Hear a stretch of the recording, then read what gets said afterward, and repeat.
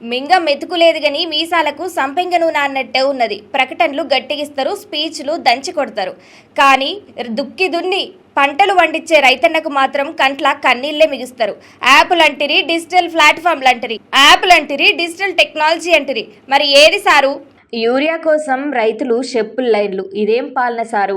అయ్యా ప్రభుత్వం, రైతు పొలంలో పంట పండించాలంటే ముందుగా యూరియా దొరకాలి గాని యాప్లలో బుక్ చేసుకొని 24 గంటలు లైన్లో నిలబడితే ఎట్లా సారు?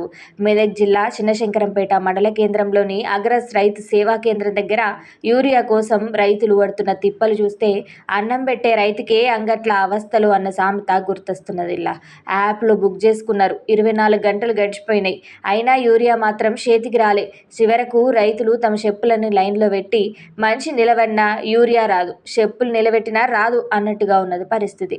అయ్యా సర్కారోళ్ళు యాప్లో బుకింగ్ అంటారు, టెక్నాలజీ అంటారు, డిజిటల్ తెలంగాణ అంటారు, కానీ రైతు చేతిలో ఎరువుల బస్తా లేకపోతే ఆ యాప్ ఏం లాభం సారు? చేతిలో చిల్లి గవ్వలేదు, మీసాలకు సంపంగ నూనె అన్నట్టుగా ప్రకటనలు మాత్రం దంచి కొడుతున్నారు. కానీ రైతు పొలాలకు కావలసిన యూరియా దగ్గరికి వచ్చేసరికి ఎందుకు ఈ తిప్పలు? రైతులు అడిగేది ఏంటిది సారు? వాళ్ళ పైసలు పెట్టి వాళ్ళ పంటకు కావలసిన ఎరువులు మాత్రమే.